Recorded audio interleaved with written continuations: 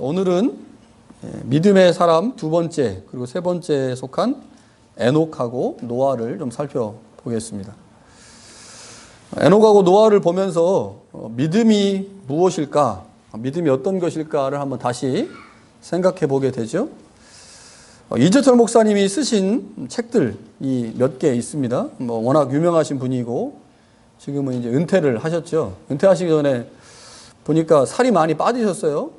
그래서 보니까 암에 걸리셨더라고요.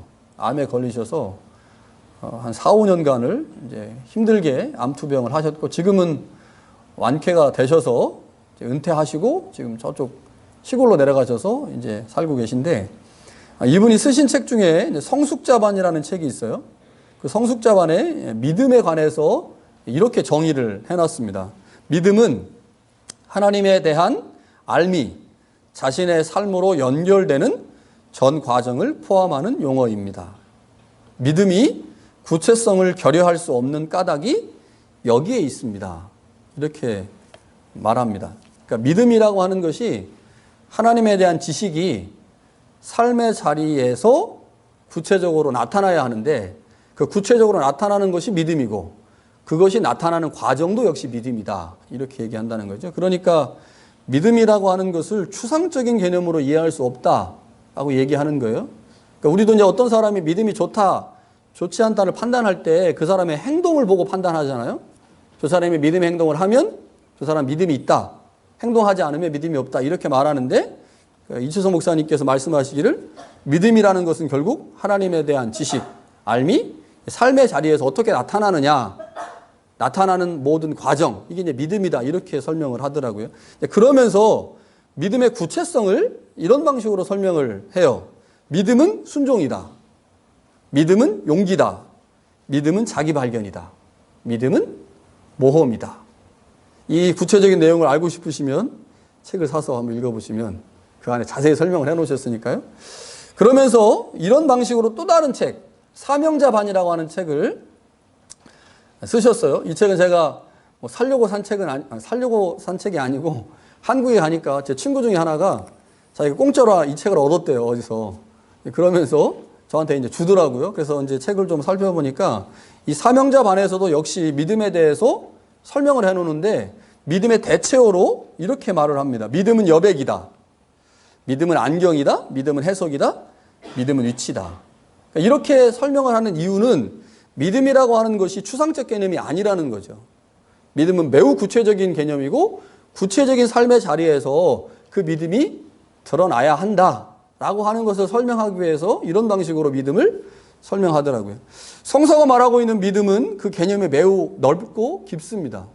그래서 우리가 이제 믿음을 이해할 때 이런 방식으로 어떤 대체어를 가지고 믿음을 이해하는 것이 믿음을 설명하거나 이해할 수 있는 좋은 방법인 것 같습니다. 그런 방법을 이재철 목사님께서 우리 가운데 이제 소개해 주셨죠. 오늘 본문에 에녹과 노아가 나옵니다. 이들의 믿음을 조금 쉽게 설명한다면 뭐라고 설명할 수 있을까를 한번 고민해 보게 되는 거죠. 이들의 믿음을 대체어로 설명한다면, 지금 이재철 목사님께서 설명한 방식처럼 대체어로 이들의 믿음을 설명한다면 도대체 믿음을 뭐라고 정의할 수 있을까를 한번 고민해 보고자 합니다. 이 말씀을 이제 이해하려면 이들의 신앙의 업적들을 설명하고 있는 창세기로 돌아가 봐야 되겠죠. 그래서 창세기의 말씀과 히브리서의 말씀을 비교해 가면서 노아와 에녹의 믿음이 도대체 무엇이었을까, 그들의 믿음을 어떠한 단어로 설명할 수 있을까를 한번 생각해 보고자 합니다. 지난 시간에 계속 말씀드렸듯이 히브리서 저자는 믿음을 보이는 것과 보이지 않는 것의 관계라고 설명을 하죠. 눈에 보이지 않는 것을 보이는 것으로, 미래에 있는 것을 현재로 가져오는 것이 믿음이다라고 설명하기 때문에 이 저자가 설명하고 있는 이 믿음의 관점을 절대 버리면 안 됩니다. 이 관점을 가지고 에녹과 노아의 믿음을 좀 살펴봐야 되고, 그 에녹과 노아가 가지고 있는 그 믿음이 어떻게 현재에 구체적으로 드러났는지, 이런 것들을 좀 생각해 보겠습니다. 자, 히브리서 저자가 두 번째 믿음의 사람으로 소개하고 있는 인물은 에녹입니다. 에녹. 자, 에녹은 우리한테 굉장히 친숙하죠. 에녹이가 있었기 때문에 더 친숙합니다. 에녹이 둘째 낳으신 거 아시죠? 둘째 아들을 또 낳더라고요.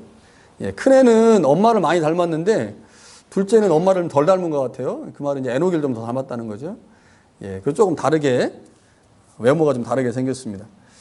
자, 에녹 이제 두 번째 믿음의 사람으로 소개되고 있는데 에녹을 이렇게 설명을 합니다. 믿음으로 에녹은 죽음을 보지 않고 옮겨졌다.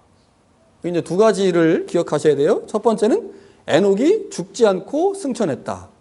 그런데 그 이유가 뭐냐면 믿음 때문이다 라는 거죠. 논리적으로 그렇습니다. 자, 그런데 그 다음에 5절 C부분, 한번 5절 C부분 한번 볼까요? 5절 C부분에 보면 이렇게 되어 있어요. 그가 옮겨지기 전에 하나님을 기쁘시게 하는 자라 증거를 받았다.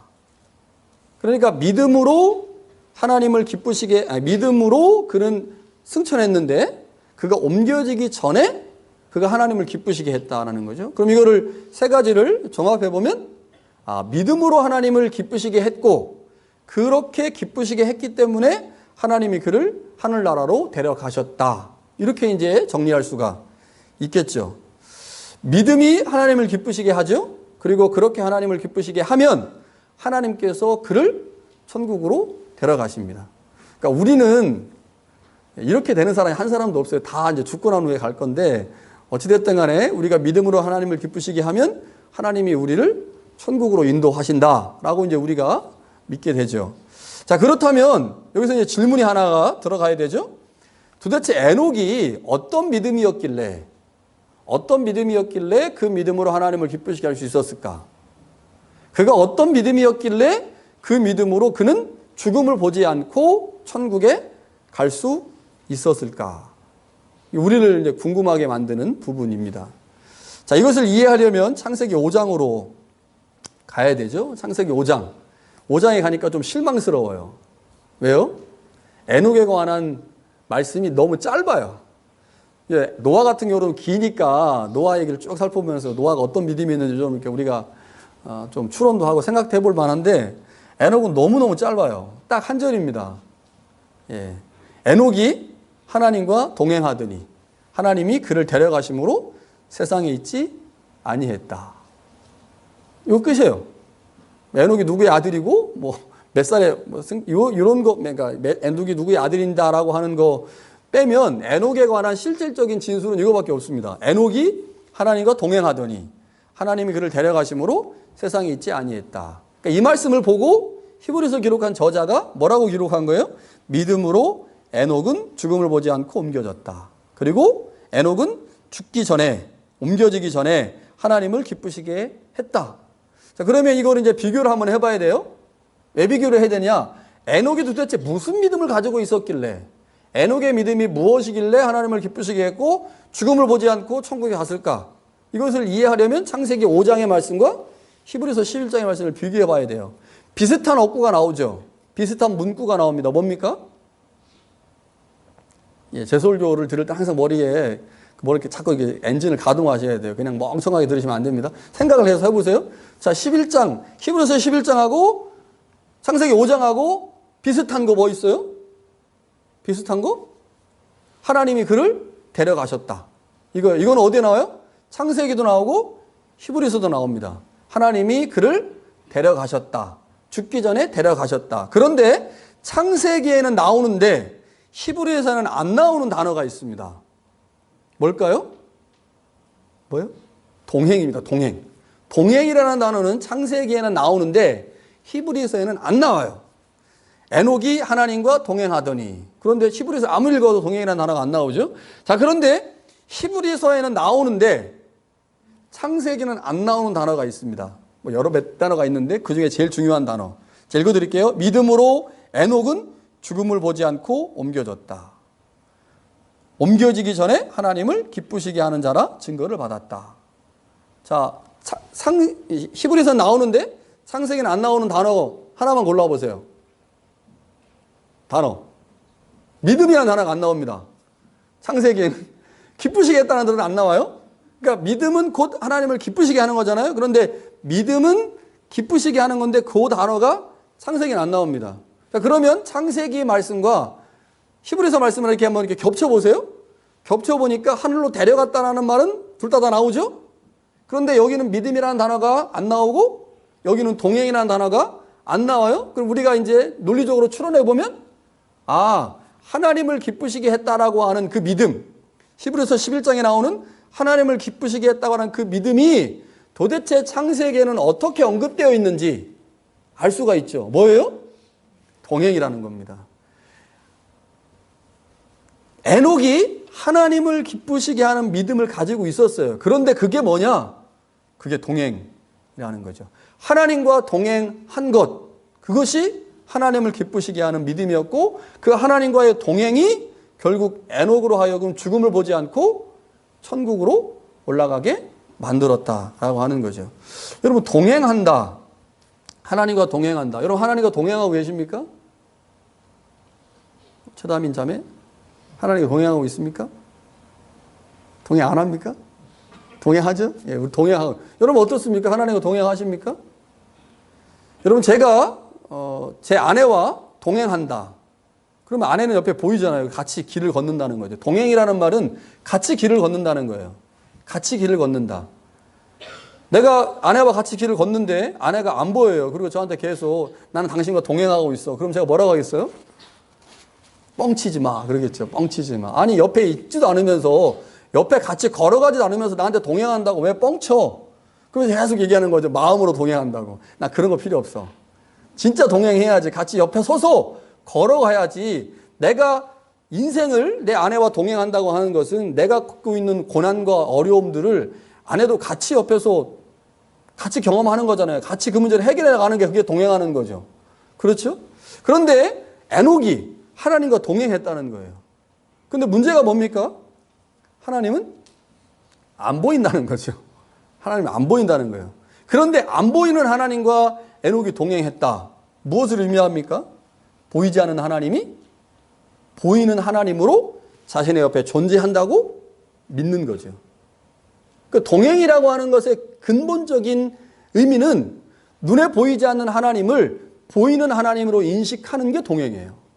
그게 뭐예요? 그게 믿음이라는 거죠. 여러분, 이게 얼마나 우리 신앙생활에서 필요한지 모릅니다. 하나님을 기쁘시게 하는 자, 거룩한 자, 하나님을 즐겁게 하는 자, 다 무엇에서 시작되냐면 하나님이 지금 내 옆에 계시느냐, 하나님이 내 앞에 나와 함께 동행하고 있느냐 없느냐에 대한 인식에서 시작되거든요. 우리가 부정되고 잘못되고 죄된 삶을 살 수 없는 이유는 하나님이 우리를 지금도 지켜보고 계시다, 하나님이 나와 함께 계시다, 하나님이 나와 동행하신다라고 하는 믿음 때문에 그런 거잖아요. 그래서 우리가 함부로 죄 못 짓지 않습니까? 동행이라고 하는 것은 결국 믿음의 관점에서 보면 보이지 않는 하나님을 보이는 하나님으로 인식하는 거죠. 하나님이 눈에 보이지 않지만 존재하는 분으로 인식하는 것, 그것이 바로 믿음인데, 그 믿음이 다른 말로 표현되면 뭐냐? 하나님과 동행하는 것이다. 그 믿음의 다른 언어가 뭐예요? 동행입니다. 믿음의 대체어가 뭡니까? 동행이라는 거예요. 믿음의 대체어. 하나님과 동행하는 삶은 언제나 믿음을 전제하죠. 믿음이 없다면 하나님과 동행하는 삶은 불가능합니다. 그러니까 이런 관점에서 보면요, 에녹은 믿음의 사람이었다는 거죠. 근데 오늘 우리도 그러한 믿음을 가져야 해요. 자, 6절을 한번 보세요. 이 6절은 믿음으로 에녹이란, 믿음으로 누구누구 이렇게 표현 안 되어 있어요. 그러니까 이 말씀은 히브리서 저자가 에녹의 사건을 설명한 후에 그 에녹의 사건을 가지고 독자들에게 권면하는 말씀입니다. 이런 권면의 말씀들이 이제 우리가 다음에도 보게 될 히브리서 11장 13절부터 16절도 그런 패턴인데요. 그러니까 이런 중간에 구약의 인물들을 쭉 설명하다가 이제 그 말씀을 가지고 이제 권면을 해요. 이렇게 권면을 하죠. 믿음이 없이는 하나님을 기쁘시게 하지 못한다. 여기서 말하는 믿음은 어떤 믿음이겠습니까? 어떤 믿음이겠어요? 에녹에 보여준 믿음이죠. 하나님과 동행하는 믿음이 없으면, 하나님과 동행하는 믿음이 없으면 하나님을 기쁘시게 할 수 없다. 하나님이 지금 계시다고 하는 것, 하나님이 지금 존재하고 있다고 하는 것을 이해하지 못하면, 그것을 인식하지 못하면 하나님을 기쁘시게 할 수 없다. 그러면서 믿음의 구체적인 내용을 설명해요. 그 뭐라고 되어 있습니까? 하나님께 나아가는 자는. 하나님께 나아가는 자. 그게 이제 믿음 있는 자죠. 하나님께 나아가는 자는 반드시 그가 계신 것. 그리고 그가 자기를 찾는 자들에게 상 주시는 이라는 것을 믿어야 된다는 거죠. 그러니까 동행한다. 그것이 곧 믿음이라는 거예요. 그런데 그 동행하는 믿음이 도대체 무엇이냐? 하나님의 존재를 인식하는 것이고, 그 하나님의 존재를 인식하고 그분께 나아갔을 때 그분이 나에게 상을 주신다라고 하는 것을 믿는 거라는 거죠. 여러분, 이것이 히브리서를 읽고 있는 독자들에게 매우 중요한 개념이었어요. 왜 그럴까요? 자, 히브리서를 읽고 있는 사람들은 기본적으로 지금 무엇을 당하고 있습니까? 고난을 당하고 있어요. 박해를 받고 있거든요. 여러분, 박해를 받을 때, 고난을 당할 때, 이스라엘 사람도 그랬고요, 우리도 그렇고요, 대부분 사람들이 박해를 받거나 고난을 받으면 잃어버리는 게 있습니다. 뭘 잃어버릴까요? 하나님을 잃어버려요. 근데 그게 하나님을 우리가 잃어버리는 것도 있지만, 하나님이 고난과 박해 현장에서 하나님이 스스로 숨을 때도 있어요. 그러니까 고난과 박해 현장에서 내 고난과 박해를 하나님이 좀 빨리 해결하시고 도와주시고 그것을 벗어나게 하시면 좋을 텐데, 나는 지금 고난의 현장 가운데 있는데 하나님이 안 나타나시는 거예요. 와서 말씀하시지 않는 거예요. 그래서 하나님한테 뭐라고 얘기합니까? 하나님 왜 숨어 계십니까? 왜 하나님 도대체 내 문제에 대해서 이렇게 침묵하고 계십니까? 묻죠. 그래서 이사야서에 보면 하나님을 스스로 숨어 계시는 분이다라고 설명하거든요. 이제 이스라엘의 역사에서 바벨론 포로로 이스라엘이 끌려간 후에 포로 생활하면서 하나님이 숨어 계셨거든요. 하나님이 그들에게 침묵하셨어요.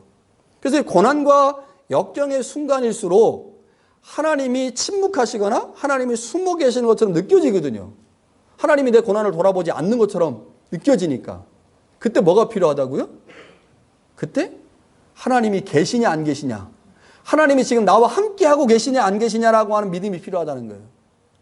그러니까 지금 이 고난받고 있는 공동체에게 여러분들에게 믿음이 뭐냐면, 여러분들에게 믿음은 고난과 역경 가운데 있지만 이민의 삶이 너무 팍팍해서 신앙생활을 유지하기가 너무 힘들지만 그럼에도 불구하고 하나님이 계시다고 하는 것, 하나님이 우리와 함께 계시다라고 하는 것을 인정하는 것, 그것이 믿음이다.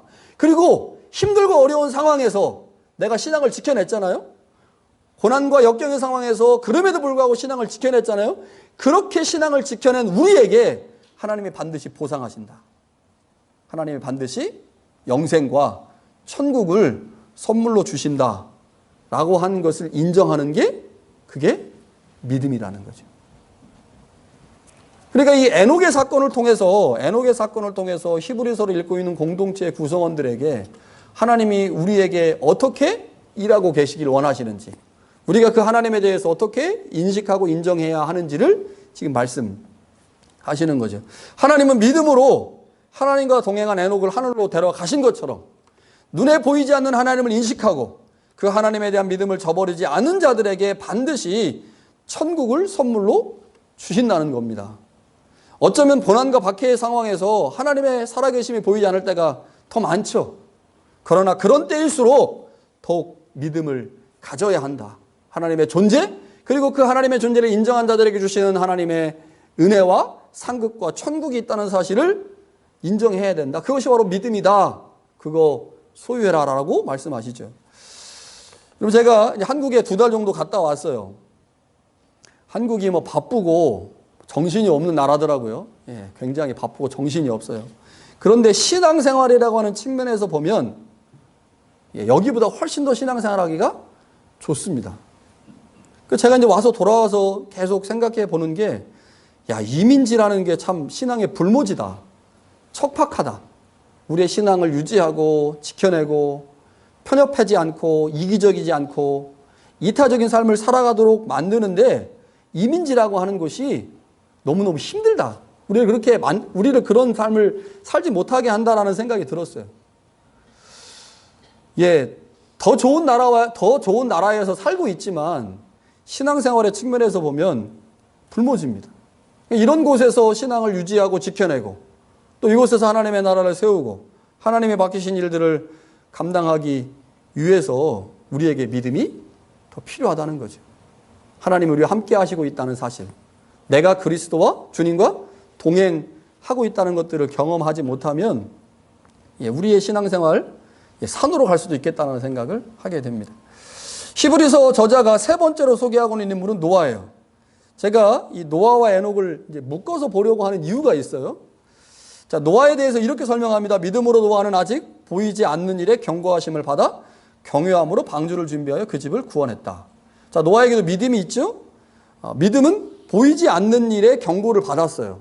보이지 않아요? 언제 홍수가 일어날지 모릅니다. 노아가 몇 년 동안 방주를 지었는지도 성경에 정확히 나와 있지 않아요. 어떤 사람은 120년이라고 말하지만 뭐 그런 것 같진 않아요. 하여튼 어찌됐든 간에 수십 년에 걸쳐서 노아가 방주를 만들었습니다. 그러니까 방주를 만들 동안에는 보이지 않는 일에 경고를 받은 거죠. 보이지 않는 거예요. 근데 그 보이지 않는 그 일에 경고를 받았음에도 불구하고 하나님의 말씀에 순종함으로 방주라고 하는 것을 만들어냈거든요. 그러니까 눈에 보이지 않는 그것을 눈에 보이는 방주로 만들어낸 그 사람이 노아고, 이게 바로 노아의 믿음이죠. 6장에 가서 보니까요. 6장에 가서 보니까 뭐 노아 얘기가 굉장히 길게 쭉 나와 있어요. 그런데 노아 얘기가 시작되는 단락 앞부분에 이런 말씀이 기록되어 있습니다. 노아는 의인이요 당대 완전한 자라. 그는 하나님과 동행했다. 하나님과 동행했다. 이렇게 설명합니다. 자, 이 말씀을 이렇게 해석할 수도 있습니다. 노아는 의인이고 당대의 완전한 자였다. 왜냐하면 그는 하나님과 동행했기 때문이다. 자, 그러니까 노아의 의인됨과 그가 완전한 자라고 하는 것을 노아의 하나님과의 동행하심으로 설명할 수가 있는 거죠. 하나님과 동행하는 믿음이 노아에게 있었기 때문에 아직 일어나지도 않을 수십 년 후에 일어날 그 일을 믿음의 눈으로 바라보고 방주를 만드는 순종이 노아에게 있었다는 거죠. 그럼 이게 노아의 믿음입니다. 자, 그런데 여기서 한 가지 우리가 질문해 볼 수 있죠. 노아가 어떻게 보이지 않는 그 일을, 수십 년 후에 일어날 그 일을 믿음의 눈을 가지고 바라보고 그 일들을 순종함으로 방주를 완성할 수 있었을까? 그 이유가 무엇이겠습니까? 노아도 역시 하나님과 동행했다는 거죠. 동행. 그러니까 지금 노아에게도 동행이라는 단어가 나오고 에녹에게도 동행이라는 단어가 나온다는 거죠. 여기서 우리는 믿음이 뭘까? 우리의 삶의 현장에서 하나님 앞에 우리가 드려야 될 믿음, 하나님을 기쁘시게 할 만한 믿음이 뭘까? 하나님과 동행하는 것이구나. 하나님과 동행하는 것. 이게 우리가 하나님 앞에 드려야 될 믿음이에요. 자, 여기 7절에 보니까요, 노아를 이렇게 표현해요. 그렇게 해서 이제 집을 구원했죠. 그런데 자기를 구원했고요, 세상을 정죄했습니다. 이게 무슨 말이냐면, 방주를 지을 때 여러분 노아가 얼마나 놀림을 받았을까요? 홍수가 일어난다고 막 무지막지하게 커다란 방주를 지은 거 아닙니까? 뭐 얼마나 큰지 뭐 혼자 지을 수 없는 건데 하여튼 지었어요. 몇십 년에 걸쳐서. 그럼 사람들이 얼마나 노아를 조롱하고 손가락질 했겠어요? 노아만 조롱했겠습니까? 그거를 명령한 하나님도 조롱했겠죠. 얼마나 조롱했겠어요? 얼마나 무시하고. 아마 뭐 속담이나 농담이 생길 정도였을 거예요. 이 노아 같은 놈. 이 노아 같은 놈. 그럼 이제 무식하고 멍청한 일 할 때 이 노아 같은 놈. 이렇게 했을 거 아닙니까? 그런데 결국 하나님께서 그 믿음을 성취시켜 주심으로 노아는 의인이고 많은 사람들은 죄인이다. 그들을 정죄하는 일을 노아가 하게 됐다는 거죠. 노아가 그렇게 하나님 앞에서 의인됨을 얻게 된, 믿음으로 의인이 된 가장 중요한 근간에 있었던 게 뭐냐? 그게 바로 하나님과 동행하는 삶이었다는 거죠. 하나님과 동행하면서 얼마나 많은 대화를 했겠습니까? 얼마나 많이 하나님의 마음을 이해했겠어요? 얼마나 많이 하나님과 교제했겠습니까? 여러분, 이게 하나님과 동행하는 삶이고, 그렇게 동행하는 삶을 살게 될 때 그 하나님에 대한 신뢰, 그리고 그분에 대한 전적인 의존, 이게 곧 우리 안에 믿음의 모습으로 드러나게 된다는 거죠. 여러분, 노아와 에녹과 노아의 공통점이 있습니다. 무엇입니까? 하나님과 동행했다는 거죠. 에녹도 노아도 하나님과 동행했습니다. 그것 때문에 하나님은 그들을 믿음의 사람이라고 일컬어 주셨습니다. 우리는 여기서 동행이 믿음의 또 다른 이름이라는 점을 분명하게 알게 되죠. 본문에서 발견할 수 있는 믿음의 대체어가 무엇입니까? 동행입니다. 동행. 믿음의 동행. 믿음은 하나님과 동행하는 것이다. 자, 그런데 이 믿음이라고, 이 동행이라고 하는 것이 두 가지 관점에서 한번 생각을 해봐야 돼요. 내가 하나님과 동행한다. 우리 보통 그렇게 해야죠. 하나님과 동행한다. 그래서 에녹과 노아가 하나님과 동행했다. 동행했어요. 여러분 동행하십니까? 우리도 이제 노아와 에녹처럼 하나님과 동행하려면 눈에 보이지 않는 하나님을 보는 분으로 인식해야 돼요. 보이는 분으로. 그래야 내가 하나님과 동행하지. 하나님이 열심히 가시면 뒤에 절렁절렁 쫓아가는 거죠. 그래서 하나님께 계속 물어봐. 하나님, 이거 어떻게 할까요? 이거 어떻게 할까요? 이거 어떻게 할까요? 물어보는 이게 동행이에요.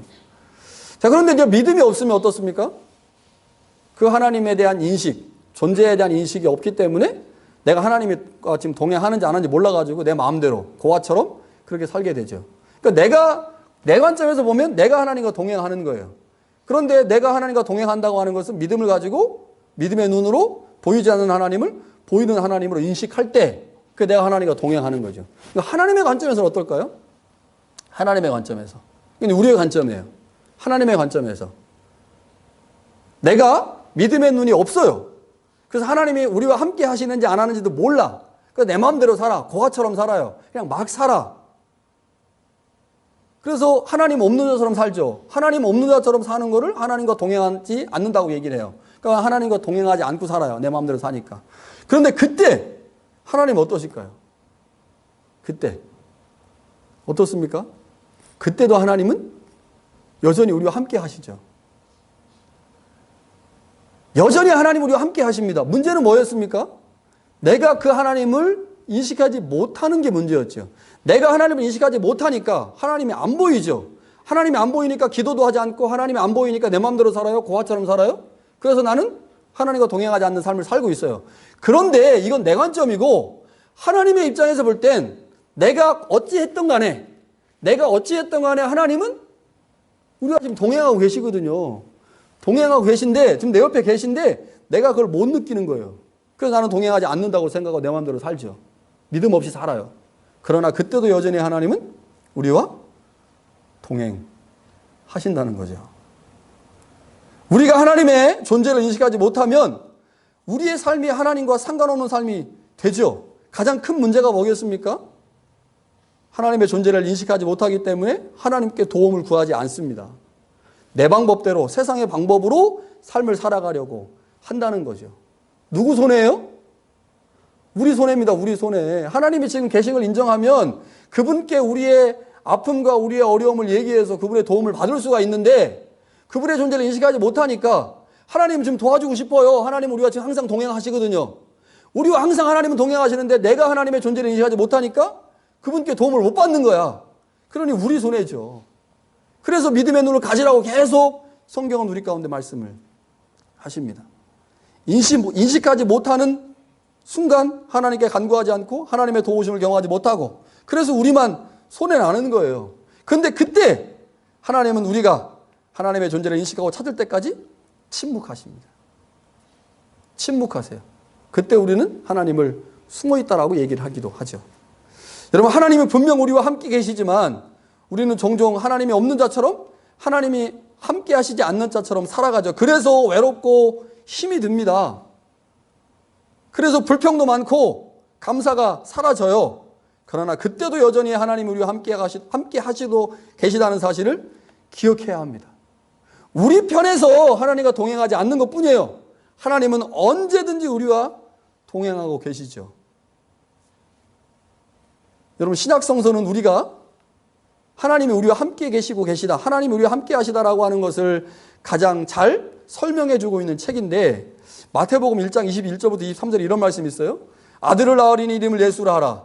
이는 그가 자기 백성을 그들의 죄에서 구원할 자임이라.